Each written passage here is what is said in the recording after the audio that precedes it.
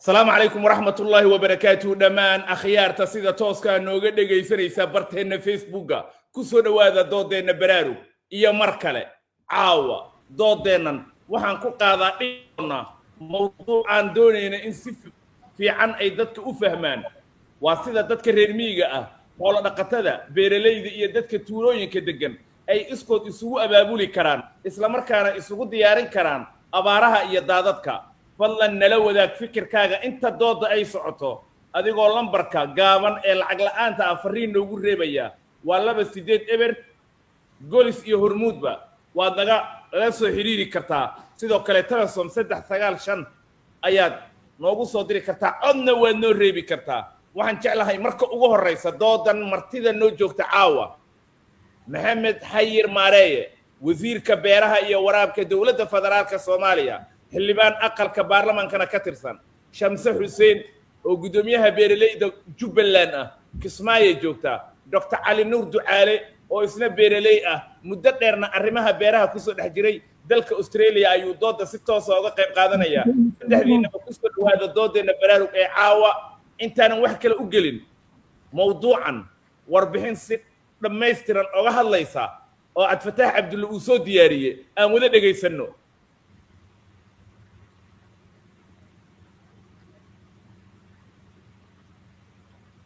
oo ku xeeran fariimaha qataraha ka diga ee hordhaca ah asbuucii la soo dhaafay waxaan ka doodnay sida duruufaha qof kasta u gaarka ah ay saameyn ugu yeelan karaan xilliga uu qofku fariinta helayo iyo waliba tilaabada uu qaadayo xilliga uu fariinta helo doodeena caawa waxay ku qotantaa ama aan ku falaaqayn doonaa sida ay bulshadu u diyaarsan karto waxyaabo ay isaga yarayso saamaynta abaaraha daadadka iyo duufaanada soo noqnoqda Soomaaliya gudaheeda bulshooyinka qaar waxa laga yaabaa inay degan yihiin meel fog oo aysan gaarin maamul iyo dawlad midna waxay ku qasban yihiin in ay ayagu wax diyaarsadaan sida inay baraagaha biyo ku sii shubtaan inay caws meel dhigtaan iyo inay diyaarsadaan gawaari ay ku gurguuraan sida daraadeed doodeena caawa waxaan doonaynaa inaan naga doodno sida ay bulshadu isugu diyaarin karto abaaraha iyo daadadka iyadoo la kaashanayo odayaasha dhaqanka culumada iyo waliba dhalinyarada doodeena waxaa qayb ka noqon doona ama caawa marti noogu ah wasiirka beeraha ee dawladda federaalka Soomaaliya Maxamed Maareeye Shamse Xuseen gudoomiyaha iskaashatooyinka beeralayda Jubbaland khabiir dhanka cilmiga beeraha ah Dr. Ali Nuur Ducaale oo tan iyo dawladda dhexe Jalla Maxamed Siyaad Barre ku soo dhex jiray cilmiga beeraha isla markaasna hadda ka wada deegaanada Puntland arrimo ay ka mid yihiin horumarinta beeraha haddaba dhageyste doodeena qayb ka noqo waxaad ra'yigaaga ka dhiibataa sida dadka reer miyiga ah xoolo dhaqatada beeralayda iyo dadka tuulooyinka degan ay si iskood ah isu abaabuli karaan isla markaasna ay iskugu diyaarin karaan khataraha soo food saari kara sida abaaraha iyo daadadka fariintaada noogu soo dir lambarka gaaban 28 eber waa golis iyo hormuud si bilaash ayaadna fariinta ku soo diri kartaa haddaad haysato telesom waxaad fariinta ku soo diri kartaa 395 dhanka WhatsApp-ka haddii aad doonayso inaad cod ama fariin noogu soo dirto waxaad ku soo diri kartaa plus 25 eber 666 dhageyste waxaan ka codsanaynaa in aad dooda si dhow ula socoto isla markaasna aad qayb ka noqoto Atoosh aad baad u mahadsantahay Cabdifataax Cabdulle barnaamij soo saareheena caawa oo faahfaahin dheeraad ah ka bixinayay mowduuca caawa ee ku saabsan sida deegaankaadu nooshahay amaba aad ku nooshahay haddaad reemiyi tahay iyo haddaad beeralay tahay baad isugu diyaarin karto abaaraha iyo daadadka marka laga digayo mar kale wanaagsan tihiin wasiirka beeraha dawladda federaalka ila fadhiya waa xildhibaan Maxamed Xayir Maareeye Shamse Xuseen adiguna soo dhawaaw oo Kismaayo joogta waadna maqashaan u malaynayaa ha waa idin maqlaa aad baad u mahadsantahay Dr. Ali Nuur Ducaalena uu nagu soo biiri doonaa isna Australia qadka uga jira dhageystayaasha waxaan xasuusinayaa inta dooda ay socoto lambarka gaaban ayay toos fariintooda ugu soo diri karaan haddaad golis haysato iyo haddaad hormuud isticmaalaysaba 28 eber su'aashana waxa ay tahay sida dadka ay isugu diyaarin karaan marka abaar loo sheego ama daadad loo sheego wasiir Maareeye wasiirkii beeraha tahay dabcan marka laga soo tago inaad wasaaradii beeraha ee Soomaaliya mas'uul ka tahayna cilmiga beeraha aad baratay bal su'aasha ugu horeysa haddaan ku weydiiyo sacaadatu wasiir marka la eego way aragnimadaada sidee ayay bulshooyinka ku nool Soomaaliya isugu abaabulaan markay ogaadaan inay abaar ama fatahaad soo socoto بسم الله الرحمن الرحيم والصلاة والسلام على رسول الله صلى الله عليه وسلم وحن سلام يا بعض سالبار ميديا سيدو كله وحن سلام يا شمسو يا دكتور علي نور يا دمان انت دغيسانيسا برنامج كان والسلام عليكم ورحمة الله وبركاته سلام كدب bulshada Soomaaliyeed duruufo adag ayay la soo gudboonaaday runtii xilliyo adduunku uu sameynayay isbedel weyn markii 1991 dawladeenu dumaysay waxay ahayd xilliga ay bilaabantay adduunku inuu casriyoobo iyo tiknoolajiyada iyo kombiyuutarada iyo ganacsiga horumarsan ee dawladuhu wada galaan xilli waa la xasuustaa anigu waan shaqaynayay oo waxaan dhihi jirnay hebel LC buu haystaa letter of agreement marka bangiyadu ay lacaga inay kala wareejiyaan oo qofku ganacsiga ah inuu lacag qaadanayo bangiga Soomaaliya uu mas'uul ka noqdo bangiga xagga dawladuhu ay u furaan dadka ganacsiga ayay ahayd xilligaas ay Soomaaliya burburtay oo dawlad qiimo badan oo wax qabanaysay inkasta oo sanadba sanad ka dambeysay si daciifaysay la burburiyay oo ay burburto qabiil burburiyay marka hadda duruuf adag bay la kulmeen taageeradii dawladda ay waayeen dadka wax soo saarka waa la isla jiiray beerahoodii iyo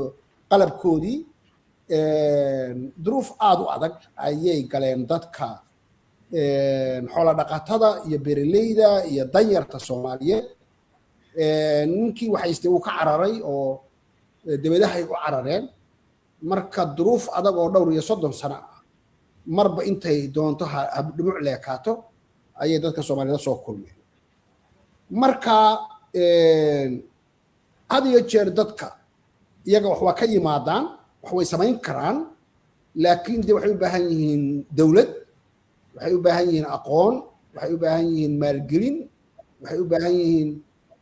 research waxa la sameeyay research lagu sameeyo marka dadka Soomaaliyeed dhibaatadaas ay galeen oo intaba way waayeen qofkii waxaystay waa ka tagay qofkii aqoonta lahaa wuu ka tagay dawladdii wax ma tari karto hadday jirto 10 sano ma jirin marka dalka Soomaaliyeed dhaawac weyn ayaa marka gaaray dadka qaar waxay arkayaan dhaawac gaaray saraha oo haddaba badankoodii dib loo dhisay laakiin waxa ka xun dhaawac gaaray deegaanka oo wali aan ugu baraarugsanayn dhaawac deegaankeena gaaray waxaan dhihi karaa qiimihii dalka Soomaaliyeed xagga beeraha iyo wax soo saarka lahaa boqolkiiba way baaba'een meel geedkan garawaagu qabsado wabiyadii carab buuxisay ummadii baabaaday dawladihii wabiyadu ka imaanayeen wabigii dib ka si sharci darro uga leexsaday yacni crisis ayaa ku dhacay deegaanka Soomaaliya dhirtii oo la gooyay you can't imagine yacni culayska deegaanka ku dhacay su'aasha jawaabteedii marka duruufta iyadoo lagu jiro waxaan inta u soo sameynaya saldhigga hadda dawladnimada Soomaaliya inkastoo wali caqabada jiraan way fiican tahay waxbaa bilowday waxbaa la qabanayaa bulshooyinku marka wacyigelin baa sanooyinkii ugu dambeeyey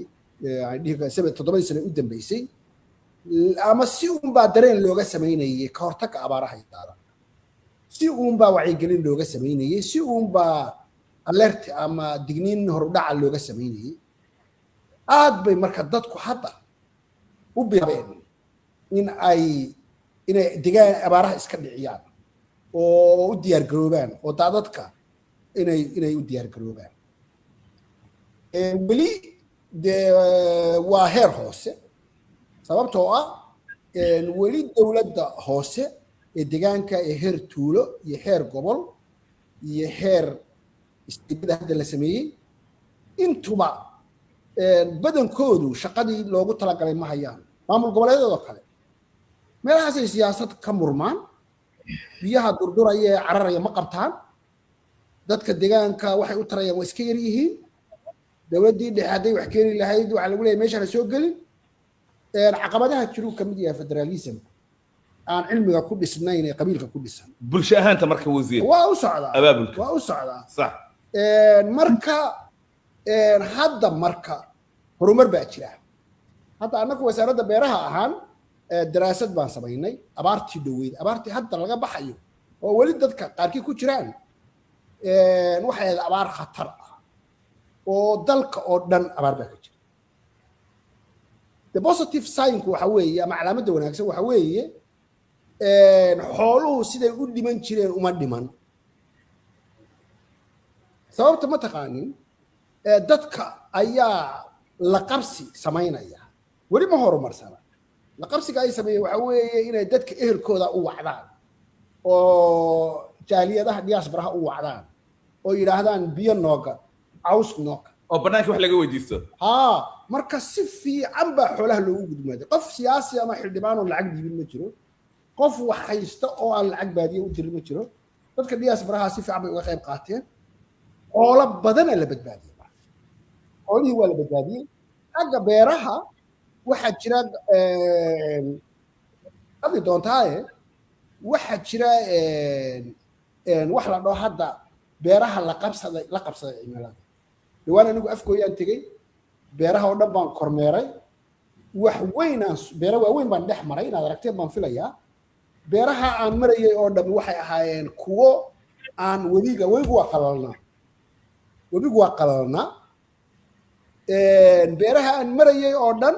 beero waxay ahaayeen dadku ay ceelal qoteen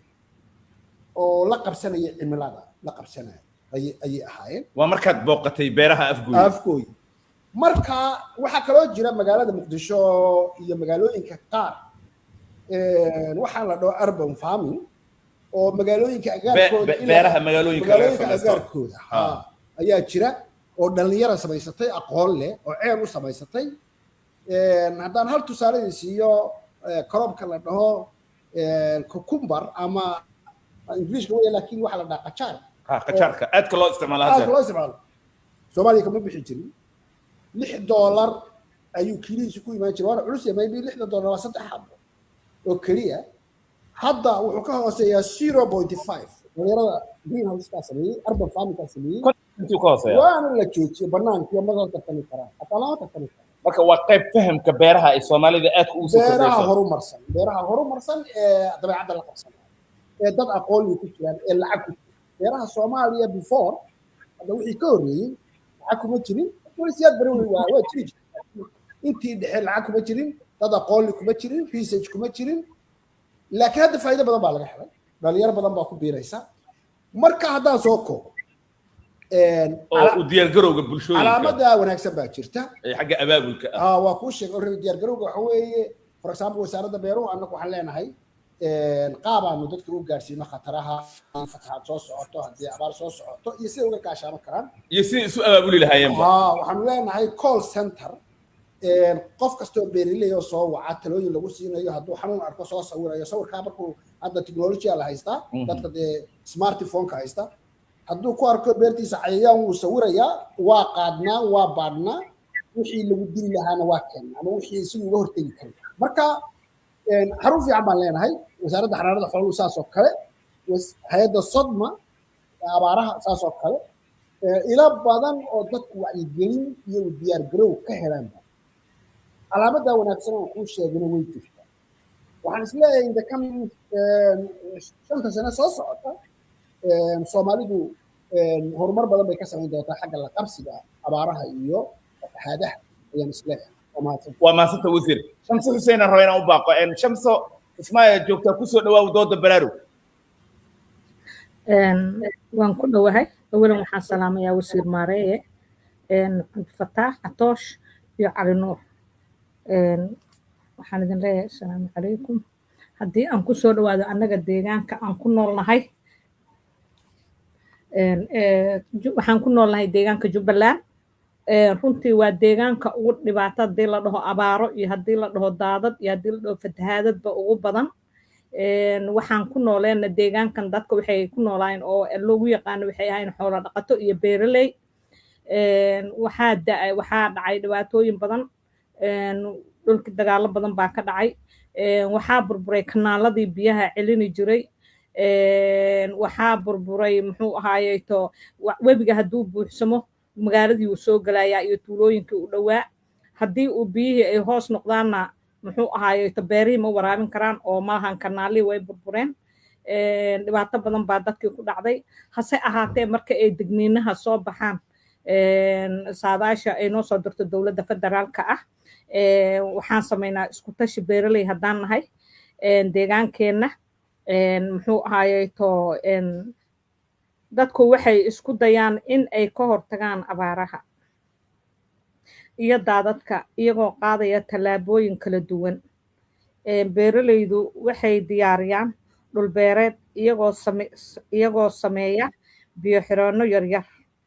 biyo xireennada yaryar waa carro jawaano lagu guray iyo rabuudyo la sameeyey iyo bal wax un taxadar ah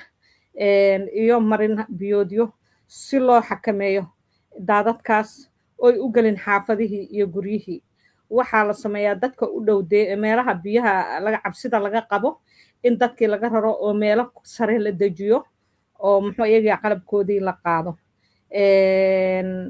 sidoo kale waxaa la sameeyaa wacyigelin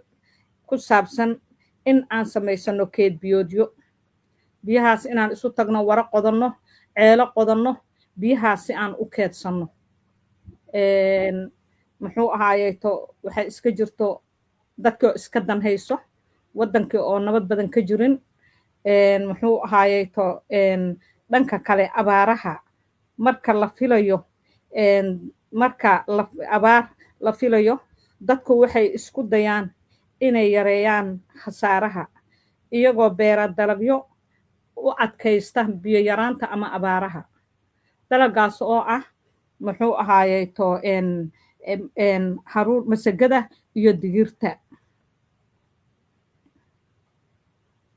ku soco shan sabaan ku maqalnaa si fiican Shamsu Xuseen waxaa kale digirta iyo muxuu ahay galleydaasaan abuuranaa dadkana muxuu ahaayeeto waxay samaystaan marka abaaraha ay dhacaan biyo dhaam bay samaystaan ninkii xoole markaas isaga lacag haysto ninkii warta markii warihii waagii hore warahaasaan qodani jirnay bakaaraan leheen oon ku guran jirnay waxa noo baxo oon keed ka dhigan jirnay haddase wax alla wixii noo baxo waxaan ka dhigannaa muxuu ahaaye waxaan ku shubannaa fuustooyin oon ku keedsannaa si aan waaga aan u baahano oo abaaraha iyo waxa ay dhacaan aan u isticmaalno waxaa kaloo aan samaysannaa muxuu ahaayeeto in aan diyaarsanno abuurkii aan markuu roobka doo abuuran lahayn ayagana waan keedsannaa oo badarkaas noo baxay ayaan ka keedsannaa miro taya leh oon meel dhiganno si aan berri markuu roobabka dogo ama barwaaqada la gaaro aan u beeranno waa maasanta Shamsu waan kuu soo noqonaya aadan kugu soo noqonaya waxaan jeclahay inaan dhowr qof oo raadiyaha barnaamijkan baraarug idaacado badan Soomaaliya ku yaala ayuu ku baxaa marka dhowr qof oo fariimo nooga soo diray ayaan jeclahay inaan halkan ka sheego dhegeyste raadiyaha ka dhegeystay doodan baraarug waxa uu yiri waxaan isku daynaa inaan ku badbaadino lacag yar oo wadajir ah oo kooxaha haweenka oo aan kaydino biyaha ka hor inta uusan qiimuhu sii kordhin dabcan dhegeystaasi waxa uu ka jawaabayay su'aasha ah sida bulshada ay isugu abaabusho isuguna diyaariso xilliga abaar ama fatahaada laga soo digo dhegeyste kale isna wuxuu yiri waxaa jira guddiyo maareeya masiibooyinka deegaanka kuwaasoo isku xira howlaha iyo diyaargarowga iyo wadaagga macluumaadka dhegeyste kale oo aan jeclahay dharkeenley inuu ka soo dhiibtay fikirkiisa raadiyaha muqdishona naga dhegeysto wuxuu yiri wadayaasha bajaajta waan iscaawinaa haddaan nahay dabcan waa darawal bajaaj wada haddii mid uu xanimo dhoobada ama biyaha daadka kuwa kale ayaa u imaada dabcan wuxuu ka hadlayaa marka fatahaado ay dhacaan sida dadka ay isu caawiyaan aad baad u mahadsantihiin dhegeystayaasha waxaan xasuusinayaa raadiyaasha aad naga dhegeysataan fariimihii aad u soo dirteen inaan helnay waan idinkaga mahad celin karnaynaa hadda kadibna waad noo soo diri kartaan mar alla markaad barnaamijkan dooda baraarug aad ka dhegeysato raadiyaha wasiir maareeyaan jeclahay inaan su-aashan weydiiyo sacaadatu wasiir door noocee ah ay odayaasha dhaqanka ka qaadan karaan kor u qaadista iyo isticmaalka hababka marka dadka la doonayo inay isu diyaariyaan abaaraha aad iyo aad baad u mahadsan tahay odayaasha dhaqanku had iyo jeer bulshada soomaalida hoggaankeeda ka mid yihiin dabcan mas-uuliyadda ugu weyn waxay saaran tahay dowladaha ama dowladda federaalka iyo dowladaha maamul goboleedyada ayay saaran tahay tan heer degmay saaran tahay ta heer gobol bay saaran tahay ta heer tuulay saaran tahay dadkaasaa mas-uul ka ah odayaasha dhaqanka iyo culimmadu hoggaankay ka mid yihiin dadka wax laga maqlay ka mid yihiin dadka mas-uuliyad ka saaran tahay bulshadooda duruufahay ku jiraan inay la qaybsadaan marba oo ka saaraan bay ka mid yihiin waana qaataan markaa dee wacyigelintay wax ka samayn karaan taakulaynta bulshada loo samaynayo sidii weligeed ba caadada ahayd bay wax ka samayn karaan iyaga iyo culimmadu laakiin midda aadka muhiimka u ah waxa weeye in dadka mas-uuliyiinta dowladda ah heerarka kala duwan ee dowladda ilaa heer tuulo ay dadka geliyaan oo abaabulaan siday dadku sheegeen ama wiilka bajaajku uu sheegay oo kale bulshooyinku waxay ku qabsadaan inay is abaabulaan annaku hadda beeraleyda waxaanu wadnaa dee inaanu iskaashitooyinkoodii dhisno maanta kulan waxaan la lahaa associationka gabdhaha soomaaliyeed ku jira beeraha I don't know in shamsa ka mid tahay laakiin sawaa la dhahaa Somali Women in Agriculture Association baa la dhahaa kulan baan la lahaa gabdho ilaa sodomeeya kulligood beera fiican leh ayaan la kulmay waana ku amray inay gobolladana u faafiyaan oo gabar kasta oo ku jirta beeraha la diiwaan geliyo deedna sidaas wax lagu qabtaa iskaashatooyinka associationska Somali Youth Association in Agriculture Sector baan leenahay oo dhalinyarada waana daadejinaynaayo ilaa heer tuulo inaan gaarsiino marka dadku waxay wax ku qabsadaan oo lagu abaabulaa associationska iyo beeraleyduna wax la dhaho iskaashatooyin bay leeyihiin iskaashatooyinka liin dhanaanta jirta iskaashatada waxaa jirta dabcan mooska iskaashatada saas oo kale ama crop based waaye ama dee qaabab kala duwan marka qaarkood waa gender sidaas aad arkayso women dumarkaas oo kale qodob muhiimad ka dhalajisay saacadu wasiir dumarkaas markaa saas oo kale lu sheekaysataan markay fariimaha fatahaad inay soo socoto ay helaan abaarihi ayna u baqayaan beerahoodii maxay tallaabo qaadaan ugu horreyn horta waa kala labo abaarta iyo fatahaadu laba qaabba loo kala wajahaa hagaa actually-na inkastoo labadaba masiibo yihiin aniga abaarta wax ka xun ma jiraan abaartu xama reebto laakiin dee fatahaadu waxbay reebtaa dhulka loo barwaaqaa baa jiro roobkii ku daayo oo meelna wuu baabiinaya laakiin dhulka badankiisa dee barwaaqu u oranaya ma garatay sax oo waxbaaba natiijaba ka soo baxaysa hagaa laakiin abaartu dee webigii bay qalajinaysaa ceelashii bay qalajinaysaa ummaddii bay qalajinaysaa korobkii bay qalajinaysaa waxba kuma harayaan marka laba si baa loo kala wajahaa abaarta dee waxaa loo wajahaa haddeeroo kale ay la wajihi karaa hadda maalin dhaweyd shir baan qabtay maybe inaad soo daysay waxaan ku idhi soomaalidu hadda waxay ka soo baxday abaar iyo biyo la'aan hadda roobo baa daay biyihii way qulqulayaan ka hadli maayo meesha shamsa joogto kale oo webiga ah ee fatahaadda ka cabsanaysa laakiin galmudug oo kale somaliland oo kale puntland oo kale baydhabo oo kale biyihii way socdaan way ordayaan way arkayaan maamulkii wuu arkayaa kii heer tuula wuu arkayaa kii reer gobol wuu arkayaa maamul goboleedkii wuu arkayaa la qaban maayo waa la fiirsanaya biyaha la celin maayo bil iyo bar kadib toga waxba kuma jiraan biyo kuma jiraan maadaama aanan la celinin hagaag marka sometimes marka aan anigu dadka u sheego biyahaan helna waxay dhahaan haddee dadkiina say wax ka yihiin dee miyaanu arkayn biyahan inay socdaan oo dhammaanayaan biritan loo baahan karo su'aal taa la xigto qeybta soo weydiiyay dadka bini aadanka waxa laga rabaa wixii mar soo mara ee mar labaad soo mara inuu cashir ka barto reebadi wuxuu dhihi jiray ninkii mar isira mar labaad isira mar saddexaad anaa doqon soo maahan hagaag dadku waa doqon marka su'aal taa ku xirto dhegeysto soo weydiiyay ku dhegeysanaya waa ogahay biyihii orday ee aad aragtay baabuurta qaadaya hagaag togaas aad aragtay berri waa qali lacagta uu baahan yahay in lagu celiyaa $50,000 ma dhama dawladuhuna maalintii $50,000 ku qadeeyaan $50,000 ma dhama sababtoo ah shamiito weyn baa samaynaysa shamiito gidaarkaa leegaa samaynaysaa webiga oo maraya martagoo maraya meel oo daadega oo dhinacyada dooxa ka xigto meel goda ka xigto aad dhigaysaa dhig bay leedahay cagaf ku soo qaadaysaa waa dhigay biyihii dooxadu leeyahay dooxaasi wuxuu noqonayaa wada cagaar waxa ka samaysmaya waro waaweyn oo biyo ka buuxaan waxaa laga yaabaa in 2 sano la cuno wixiisa biyaha la reebay tartan haddana luug haddana markaad 1 kilomitir socoto haddana waa dhigaysaa dooxa kala samaynaysaa haddana waa dhigaysaa hal xabad badda tegi mayso lacagna kuma baxayso su'aalka ku saabsan oo dhageysta hadda ku dhageysanaya ma waxa aad u jeclaystay barnaamijka sida dhageystayaasha u dhageysanayaan wuxuu ku leeyahay mubaarak miraal yiraahdaa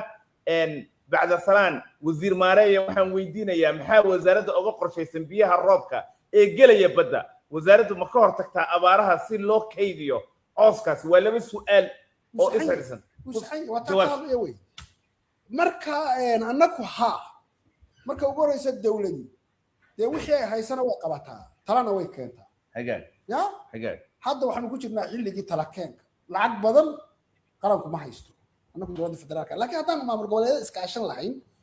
أو بوق سياسة تلا إسكان في هرمرين لقى شقين لها واحد بدل ما قبل ورين كوني بيها إني هي بقول كل دولار كل بحماس بيها القسم يو أنت صار ولا الوسكي جاي أو أي أولي وسميان عاوز إيدا كبدا أو ميلا وراء السميان بيها استد كسومالي دو أكفر ديا لما بلود كدينا كلها بيها ما هيستي بيها ليس أكتر مركا أنك دينا عيجا ده واحد ودنا مشاريع بدن وراء لو سمعنا تذكر إننا واحد تصنع ربنا هذا واحد شراء دور مشروع أو سمعنا يا وراء يو إعلان يو ميل بيقابتنا وين سمعنا طبعا شمال لان ويكبل عمانتي بيتلان وحباك شراء ميل بدن تلكون أو يكبل عمانتي هلا وكلا بدنا دي قبل يكور كده وكلا واحد لقيسنا يميل أو بدأوا كلا سمعنا أو هراء أدوين وحجعل شمسنا سودا ويا شمسة إن بيرهنا طبعا كسمة جوتها وبي وإذن دوية هي جوبين وبي قبل الأوضاع مركز سيدنا وكالتي ماضو دتك تبرت الدرن يو علماء معاوية دتك تبرت الدرن مركز أود ولهن إنه يجوران مركز إب وسوى جهني هاي شمس حسين أو بيرلي أو كسمة جوتها وسؤال ونكسن وريع طش ويعاويان علماء الدينك وضي رقميديada way u kacaan dadka way baraarujiyaan sida arrimahaas wax looga qaban lahaa aad bay uga shaqeeyaan runtii wasiir maareeya mar labaad waan ka mid nahay ururka saawa gabdhaha beeraleyda iyo ganacsatada gudoomiyaha u fadhiyo Jubbaland baan ahay xafladii daafurkina waan ka qayb qaadanay oo habeenka cashada shahaadooyinka gabdhaha aad siineysaan ka mid aheen wasaaradda beeraha iyo waraabka ee Jubbaland ayaa hadda waxay wadaa mashaariic fara badan waxay diyaarisay kanaalooyin 3 kanaal ba hadda la sameeyay dhowr kanaal oo kalena waa la sameynayaa khaam iyo muxuu ahaayay yoontoy khaam iyo yoontoy iyo muxuu ay goobweynba waa laga sameynayay kanaaladaas waxaa kaloo la sameeyay dhulkan waraabka roobka ku baxo waxaa loo sameeyay wara waaweyn ayaa loo diyaariyay dhowr war waa la qoday kuwa kalena way diyaarsayn oo phase 2 ayaa la diyaarinayaa Jubbaland waxaa laga sameeyay beero waaweyn oo loogu talagalay cooska lagu abuuro oo calaf ah yaa hadda loogu la diyaarinayo oo hadda socdaan hadda ka hor sama jirin hadday socdaan mashruucyadaas insha Allah kuwii lagu guuleystana Allah ka dhigo annaga abaartu wali way nagu jirtaa xoolihii way dhamaanayaan dadkii way barakaceen beerihii waa inta webiga joog oo dhow oo muxuu ahaayay to abniga ah waa la abuuraa oo waa jimooyin cambalaho liin laho xataa wixii ka bixi jiray Kenya hadda lagu abuuraa oo waxaan diidanahay inaan dibad wax ka raadsano hadduu ahaan lahaa isbaandhe bahalkii maxaa la dhahaye baytaraafkii iyo muxuu ahaayay to caluunigii iyo muxuu ahaayay to waxyaalo badan hadda way kala maqan yihiin oo Kenya ayaa hadda abuurkii wasaaradda noo keentay oon hadda diyaarsanay inaan abuurano insha Allah Jubbalandna way ka bixi doontaa saan rajeynayo haddii kanaaladaas dhammaan la wada sameeyo warahaasna dadka loo qodo waraha waaweyn la dhamaystiro insha Allah kayd biyood fiican baa la heli doonaa dhulal badan oo loo xirmaayeeyay calafna wuu jiraa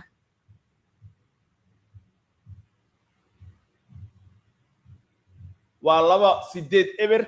golis iyo hormuudba waad naga soo fariin waad nooga soo diri kartaa waa lacag la'aan fariinta markaad soo dirayso su'aasha aan weydiinayno dhegeystayaasheenana waxa weeyaan sidee deegaanka aad ku nooshahay ay dadku isugu diyaariyaan abaaraha iyo daadadka mar kale aan ku celiyo fariinta gaaban waxaad ku soo diri kartaa 28 eber waa bilaash oo waa lacag la'aan markaad fariinta soo dirayso su'aasha aan jawaabta u rabnana waxa weeyaan dhegeyste deegaanka aad ku nooshahay sidee dadka isugu diyaariyaan abaaraha iyo daadadka marka laga digo oo ay fariinta helaan waxaan jeclahay dhowr qof oo fariimahooda barnaamijkan raadiyaha markay ka dhageysteen noola soo xiriiray haddaan ku bilaabo dhegeysta salaamu calaykum ku bilaabay qoraalkiisu wuxuu yidhi walaal waxaan joogaa magaalada muqdisho dadka qaar ma helaan fariimaha iyo digniinaha marka si looga hortago arrinkaasi khataraha su'aasha aan weydiinaya martida barnaamijka aan weydiinayo waa sida si looga hortago ayuu yidhi nin kale isna dhegeysta ah wuxuu yidhi dooda baraarug waxaan leeyahay fariin iyo wacyi gelin keliya bulshada wax uma tarayo haddaanan la helin qorsho wax ka bedela nolosha maxaa yeelay dhaqaala yari ayaa dalka ka jirta iyo jahli fara badan aad baad u mahadsantihiin dabcan adiguna fariintaada raadiyaha waad u soo diri kartaa inta aan haleelnana halkan ayaan ka qarinaya aan ka akhrin doonaa hadduu ilaahay yidhaahdo aad baan idin salaamaya waxaan jeclahay shamsu xuseen inaan su'aal ku celiyo shamsa muddo badanaad beerahan ku dhex jirtaa dabcan tacabkana waa taqaanaa aqoonta aad u leedahay dadka soomaalida weliba adiga beerahan raba inaan ku weydiiyo abaaraha ma ahan baraarug intee la eg ayay soomaalidu ka samayn karaan inay isdiyaariyaan runtii waa su'aal wanaagsan atoosh dadkan deegaankan runtii waxay ahaayeen beeraley beerar qodatay ahaayeen iyo xoololey dadkii horta waxaa u diiday inay beerihii qotaan hay-ado sida WFP oo kale ah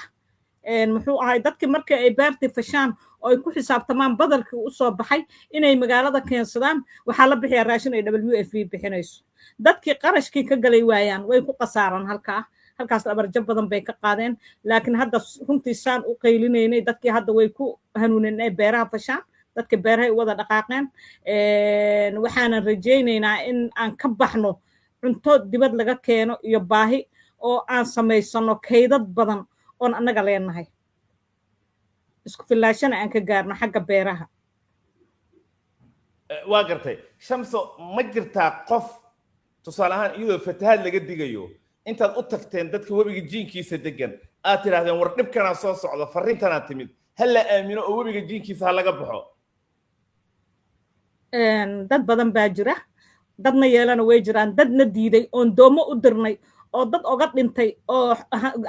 galeydii mindhaa 40 loor oo galey oo guriga ugu jirta xataa ay biyihii ka qaadeen oon ayaga yaa allah yaa nafta ku soo qaadnana way jirtaa inta badan dadka way ogol yihiin dadka dhalinyarada u badan dadka da'da yar laakiin dadka waaweyn warkaaga ma qaadanayaan ilaa ay wixii arkaan aad baad u mahadsantahay wasiir maareya isla su'aashaasi weydiinaya wasiir dabcan shaqaale badana idin joogo oo wasaaradda beeraha ka shaqeeya ama heer dowlad goboleed aad u dirtaan ama intan afgooyi iyo dhulkan ahaan dadka marka aad abaabulaysaan oo leedihiin war abaar baa soo jirta soo socota waa laga digay ha la aamino fariintan biyaha la kaydsado abaabul noocee samaysaan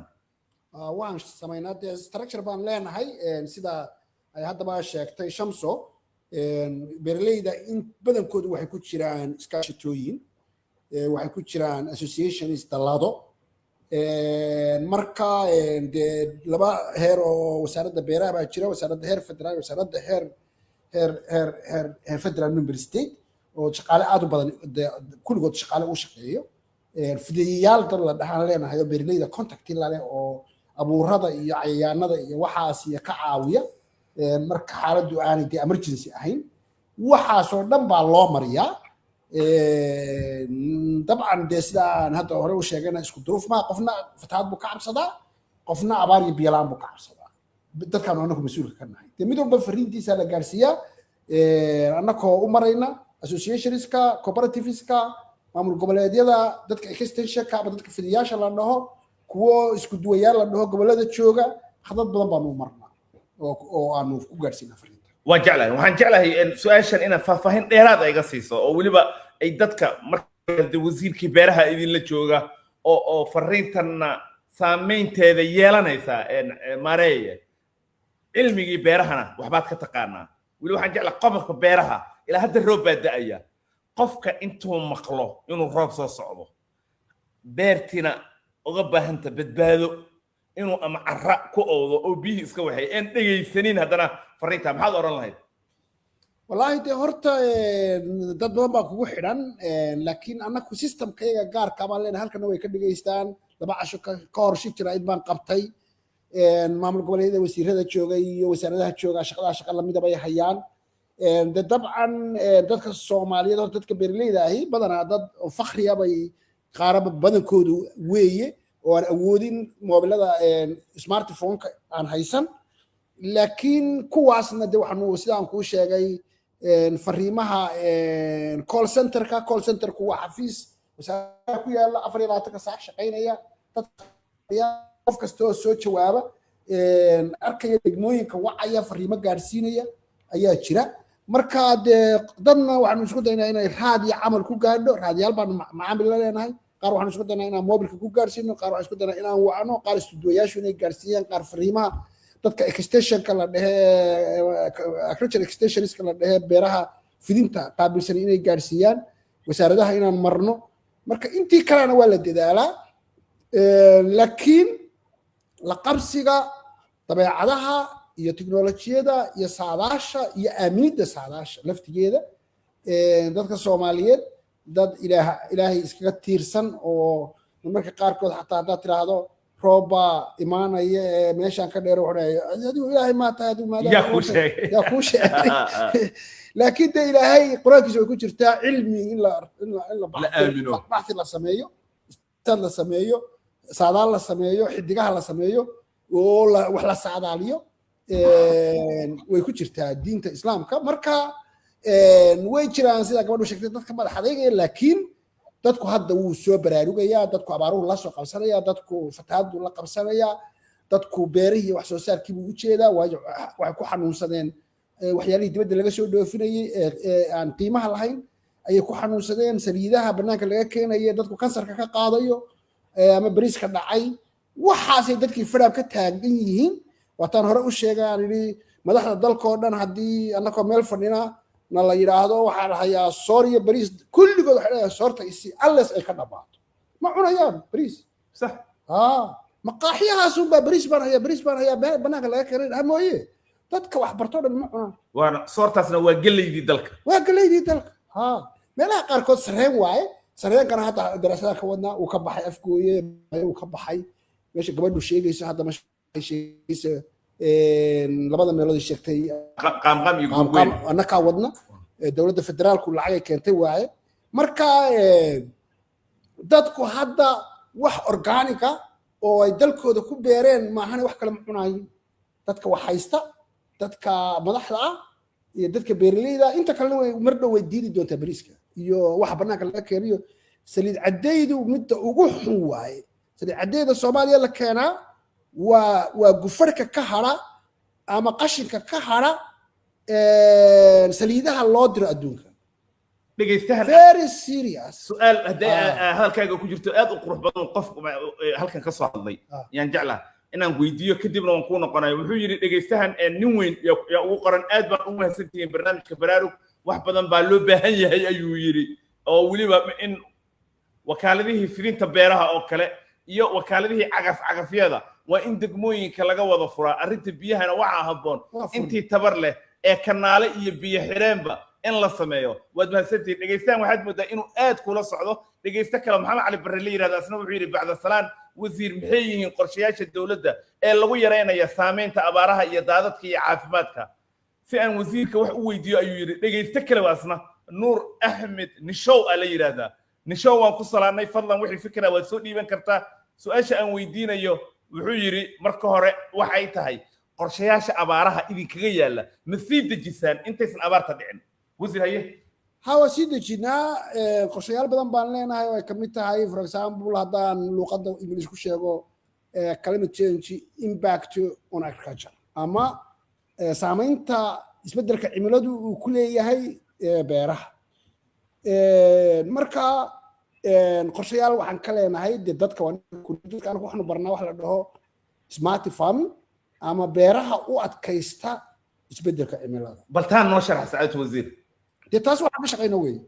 beerihii hore ee qofku intuu uun meel tuulaa iska deganaado beer yar lahaado uu roob uun iska sugayey markuu hadduu soo doona beerayey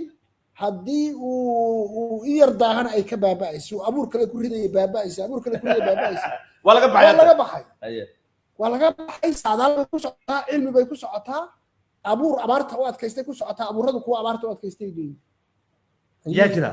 abuur abaarta adkaysanaya muddo ka badan buu dhulka ku jiraya oo kii hore ku dhimanaya ka badan uu ku jiraya oo uu sugaya roobka muddo badan uu sugaya asoon dhiman ma dhimanayo hadhowna markii geedku baxana biyo yar buu u baahan yahay hadduu hal maalin ku doo geedku waa baxay bis waa dhamaatay wasaaraddaada tabar ma u leedahay inay beeralaydu dhan gaarsiiso abuurkaas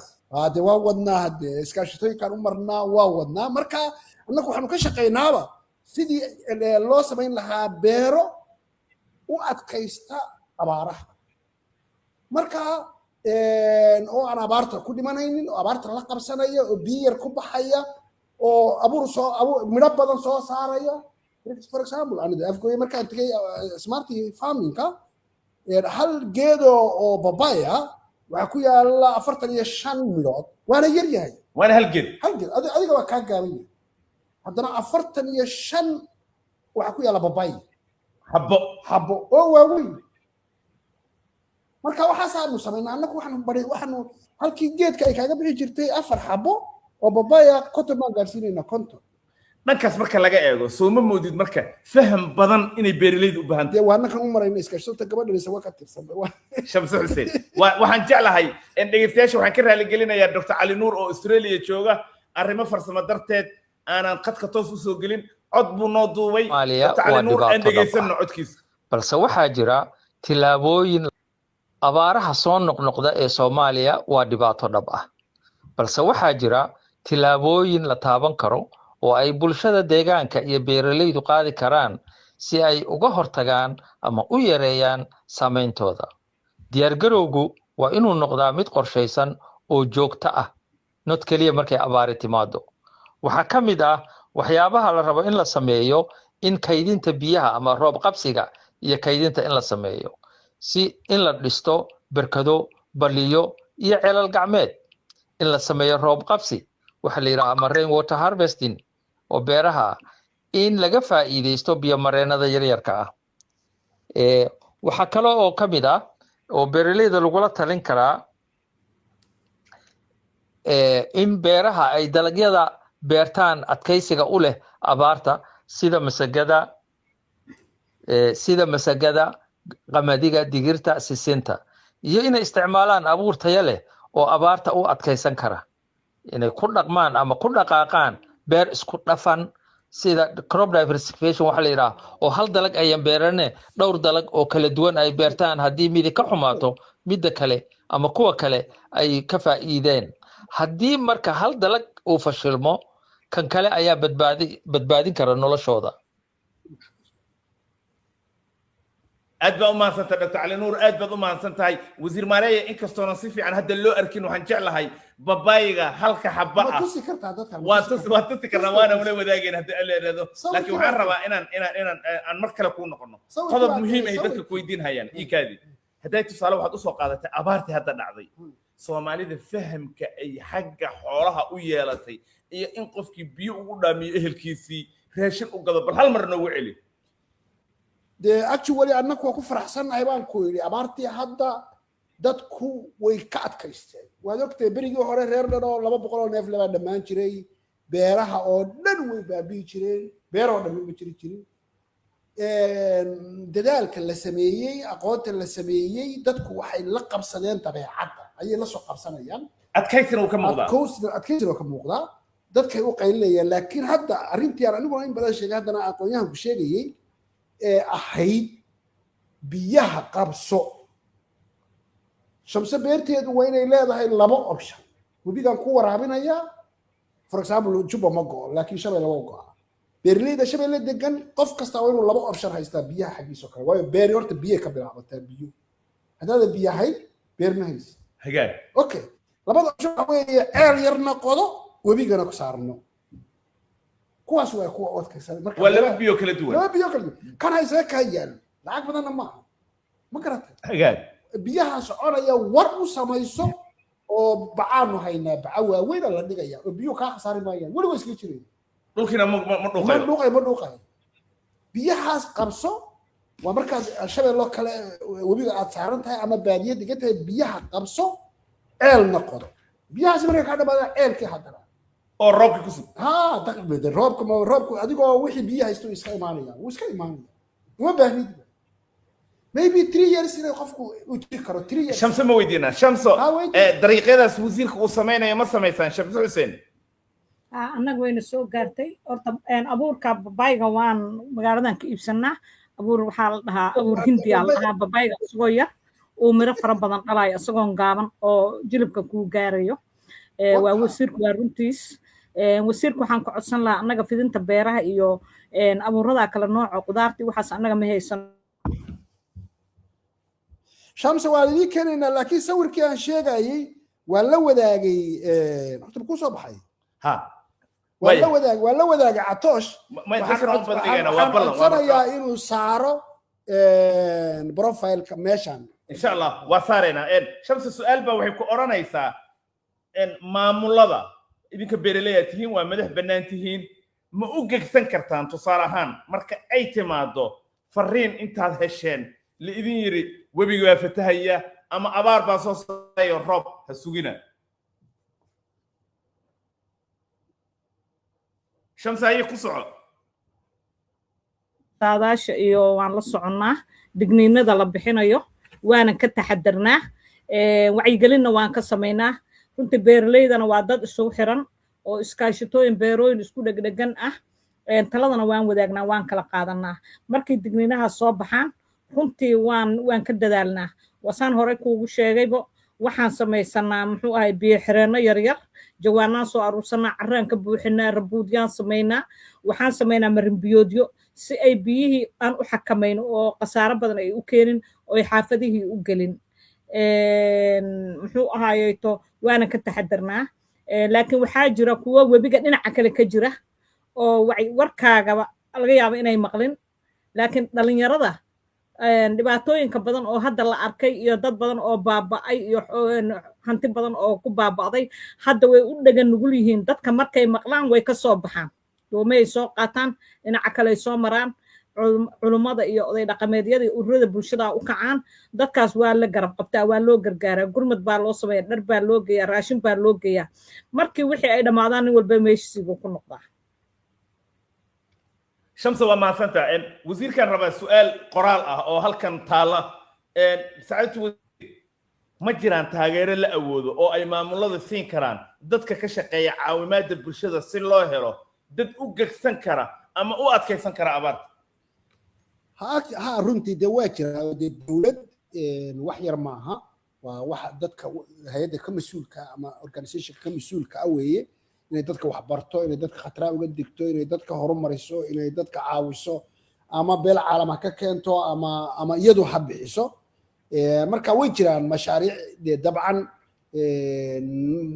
sida dowladaha dee aan burburin ma dhamma waa is yar yihiin laakiin mashaariic dowladdu wado labadeeda heer wadaan dadka lagu barayo sidii ay ula qabsan lahaayeen abaaraha iyo daadadka way jiraan kuwa mashaariic horumarin way jiraan mashaariic biyaha qabanaya way jiraan mashaariic abaaraha ceelal qodqodaya way jiraan marka dadaal fiican ayaa socda runtii oo dee dhinaca kalena annaku waxaanu leenahay mashruuc la dhaho beero oo barwaaqay Soomaaliya BBS baa la dhahaa mashruucaas ama programkaas mashruuc waa ka weeye program weeye micnihiisu waxa weeye agriculture transformation waaye bedelka habdhaqanka beeraleyda la bedelaya waxaa laga dhigayaa beeraley marka u horeysa u adka beer horta adduunku beeraley wuxuu u yaqaanaa 3 wasaaradood oo annaka ah waxaaba beeraley isku dhaxa ballan kala sheeg waa wasaaradda beeraha oo kroobka qaabilsan xanaanada xoolaha iyo kalluunka wasaaradda beeraha la isku dhaxa dunida saddexdoodaas marka saddexduba dee waxbay soo saaraan cuntay soo saaraan cunto ayay soo saaraan marka mashruuca BBS wuxuu ka shaqeeyaa in dadku ay samaystaan xoolaha Soomaaliya oo kale dee berigii hore dee baadiyaha roob baa iska da'ay biyaha may waayi jirin marka nolosha baadiyuhu sidii hore kuma socon karto maadaama dee isbeddelka qaab nololeedkina bedelmay nolosha waa isbeddeshay hagaag markaa kadib hadda waxaan markaa ka shaqaynaa inaan bilowno beero isku dhafan beero iyo xoolo isku dhafan dalka oo dhan bay ka socdaan in xoolaha la dejiyo oo biyo loo qabto oo ceel loo qodo oo folder loo abuuro oo loo kaydiyo oo hadhow markii abaartu timaado folderka loo soo bixiyo dee adduunka oo dhan waa saas ma jiro xoolo sida Uganda iyo dadduurka adduunka ma jiro oo maqribkiisa la soo celinayo ma jiro markaa Soomaaliyana dee wayna ka baxdo khadkaas ka baxdo laakiin xoolihii la fadhiisiyo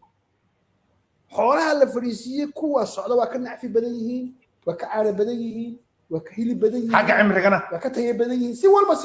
cudurka taa waa ku cudur yar yihiin xataa reer baadiyaha haddaad u tilmaato awrka oo rarayga la dhaho ee ay rartaan gurigu iska ag joogaan kuwa badanina geelay raacaan oo banaanka aadaan kana ugu buuran kan guriga iska ag taagan kana caafimaad fiican kuwa maanta duurka soo xaqay way waa adigoo maanta dhacdo raashin cuun lagu orodsiyo kale soo ma baaba'aysa haddaad sanadkoo dhan orodo baadiyo orodo xoolihii waa la fadhiisinayaa neefkii waxaa laga lisayaa 15 litir 20 litir oo caano 24 saac ها وهجاي دكتور علي نور يان رمنا مركلة إن علم جيسة كفاية سنة بلان دقي سنة موضوع عيسى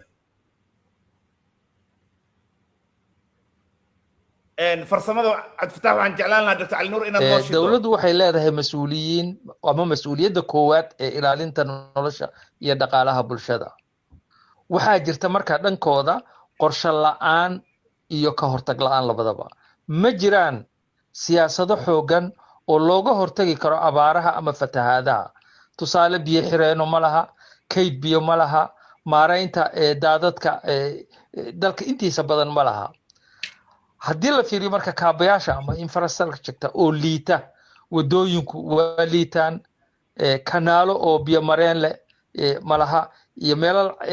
ceelal casri ah oo yaryar in la sameeyo taasoo keenta in roobku noqdo musiibo halkii uu barako ka ahaan lahaa waxaa kale oo jira taageero la'aanta beeralayda iyo xoolo dhaqatada ma jiro nidaam deyn fududayn ah oo deyn fudud ay ku heli karaan caymis ma laha beeraha iyo xoolaha ama adeegyo farsamo oo extension service waayihii hore jiri jiray oo tababarada hadda waxaa moodaa wasaaraduhu in ay shaqaalahooda ay siiyaan laakiin beeralayda wixii u gudbin lahaa oo extension serviceska ahaa ay meesha ka maqan yihiin wax xiriirahna uu yar yahay ay la sameeyaan waxaa la rabaa maareyn xumo iyo musuqmaasuqna waa jira khayraadka yar ee jira mararka qaar si hufan looma isticmaalo marka dhiirigelinta la'aanta wax soo saarka gudaha halkii la hormarin lahaa beeraha iyo xoolaha waxaa la doorbidaa ku tiirsanaanta cunno dibadda laga keeno dhaqaalaha ku wajahan ganacsatada marka dhaliilahan kale aan u soo jeediyo ganacsatada oo kale ganacsatada waa lafdhabarta dhaqaalaha balse waxaa jira khaldaad muuqda mudnaansiinta faa'iido degdeg ah ayay iyagu leeyihiin badanaa waxay door bidaan soo dejinta ama import halkii ay maalgelin ku samayn lahaayeen wax soo saarka gudaha waxaa kaloo jirta dhaliilaha ka mid a ganacsatada maalgashi la'aanta beeraha iyo xoolaha fursado badan oo beeraha iyo xoolaha ah ayaa la dayacay inkastoo ay ka faa'iido waqti dheer ay leeyihiin ka qayb qaadasho bulsho oo yar ganacsato badan kama qayb qaataan gurmadka abaaraha iyo horumarinta beeralayda kor u qaadista qiimaha xilliyada dhibaatada ay jirto mararka qaar waxaad arkaysaa inay iyagu ka faa'iidaystaanba abaaraha iyagoo kordhiya qiimaha raashinka haddaba midda saddexaad aan ku fiiriyo dhaliilaha ku wajahan hay-adaha deeqbixiyayaasha hay-adaha caalamiga ahi waxay bixiyaan gargaar balse sidoo kale waxay leeyihiin caqabado waxaa ka mid a gargaar ku meel gaar ah ama short term focus wax la yidhaaho inta badan waxay bixiyaan cunto degdeg ah halkii ay xoogga saari lahaayeen xal waara sida waraabka abuurka tayada leh iyo wax la mida isku duwid la'aanna way jirtaa mararka qaar hay-aduhu si kala gooni ah ayay u shaqeeyaan taasoo keenta isdulsaar ama meelaha qaar in la dayaco oo iyagiiba meeshii ku habboon aan loo dirine iyagu ay doortaan meesha ay ka shaqaynahayaan marka uu isdulsaarna yimaado dayac kalena uu ka yimaado ku tiirsanaan abuurid bulshada ayaa mararka qaar ku tiirsanaata gargaarka halkii ay noqon lahaayeen wax soo saar leh iyagu marka bulshadii waxayba ku tiirsan tahay hay-ada in wax la siiyo inay siiyaan oo ay ka soo gaaraan halkii ayagu waa mahadsan tahay aada u mahadsan tahay dr cali nuur gabagabadii aan soo gaarnay wasiir maareeye adoo noo soo qatimaya wasiirkii waraabkaa tahay dhegeystayaasha horta aan xasuusiyo lambarka gaaban 28 eber golis iyo hormood labadoo waad noogu soo diri kartaa maxay tahay wasiir waxa ugu weyn ee ay dadku qabsan karaan ama diyaar si madax bannaan xilligan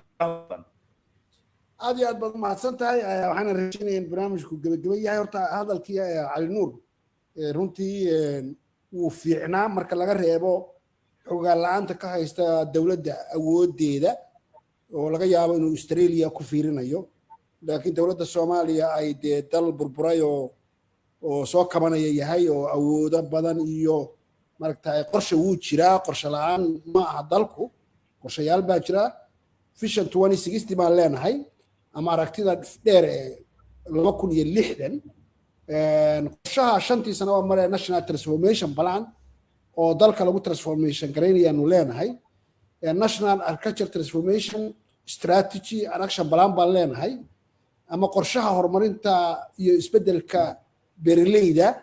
iyo shaqooyinka laga qabanayaan leenahay marka dawladdu labadeeda heerba qorshayaal fiican bay leeyihiin wax fiicanna way qabtaan laakiin de meelaha uu leeyahay caymis male lacag deyna male deyntu waa leedahay way jiraan bangiga horumarinta iyo dib u dhiska dalka jira oo dawladdu leedahay lacag badan ku jirto deyn bixiya ilaa 36 microfinances yaryar oo shirkado yaryar oo deyn bixiya jira bangiyada dalka ku yaala oo deyn bixiya jira oo beeraleyda siiya maybe beeraleydu inay wali weak tahay oo accountiyo iyo wax iyo procedure-ka laga rabo inuu deyn ku qaato aanay qaarkood aanay gaarsiisnayn laakiin waxaasoo dhan way jiraan tababarada ma siino shaqaalaha iyaga beeraleydaanu siinaa iskaashatooyinkaanu siinaa caawa dhan baan ka hadlaynay inaha xogaal darrada waa xagga dawladda iyo waxqabadkeeda iyo qorshayaasheeda maahane sida uga hadla ganacsatada uu yidhi waxay xoogga saaraan inay wax soo dejiyaan halkii ay dalka beeraleyda maalgelin lahayn 100% sax waaye maalin kasta ka hadalnaa deeq-bixiyayaasha brograamyadooda qaar negative yihiin oo laga yaabo inay negative impact ay ku yeeshaan wax soo saarka runtiis bulshada Soomaaliyeedna 32 sano oo tuugsi ah dad badan inay iska noqdeen qof oo handicap camal isagoo hadda lixdiisa lixaad qaba waa sidii handicap waxa la dhahaa qofka jiiska ah oo maskaxda ka jiran camal oo marka maskaxdu ka jiran yahay wuxuu aaminsan yahay inaan waxba soo saaran karin wuxuu deeq ka sugayaa qof isaga la mid ah oo America ku nool ama Europe ku nool uu leeyahay deeq ma la keenay yaa keenaya ya war waxaas way joogsadeen marka qof handicap ah noqon reerkaaga iyo adigu ya wax beero oo xataa gurigaaga barxadiisa wax ka beerto waxba ka soo baxaya marka taasna way jirtaa dadku inay noqdeen dad oo ku tiirsan tuugsi banaanka waxaa laga keenay gargaar wuxuu leeyahay aniga maxaa ku soo dhiibay yaa ku soo dhiibay maxaa ku ka soo dhiibay ku leeyahay yaa ii soo dhiibay waa dhaqan lala soo qabsaday aad baa umaadsanta shamsaye su-aasha ugu dambaysa isla wasiirka ah dadka sidee isugu tiirsanaan karaan si ay abaaraha ugu diyaar garoobaan dadka waxay si ay abaaraha ugu diyaar garoobaan in ay samaystaan keed biyoodyo in ay dhigtaan cunto meel cuntada ayaga ay abuurteen oo ay badarka ay soo saarteen inay keedsadaan inay wacyigelin isku sameeyaan in ay ka fogaadaan meelaha ay halisyada ka jiraan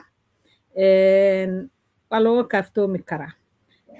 tan kale wasiir maareeye bangiga horumarinta qaranka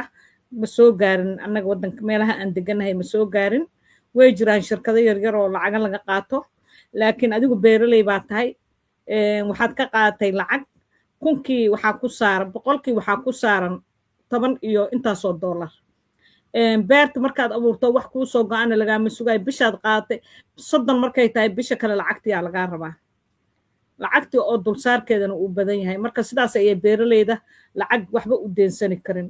mana haystaan xitaa dad muxuu ay damiin baa loo baahan yahay cid ku damiinanayso ma lahan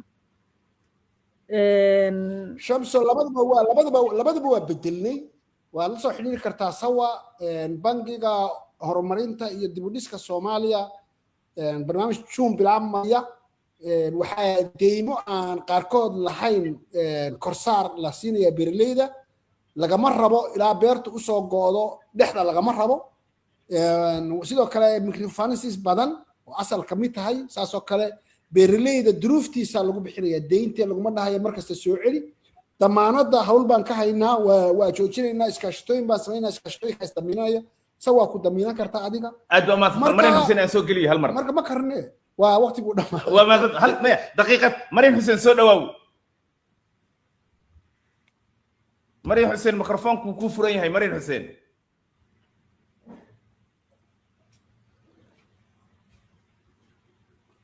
وما ستا برنامج gabagabadiisa soo gaarnay dhamaantiin waad mahadsantihiin doodayna caawa intaasaan ku soo qatimaya maxamed xayir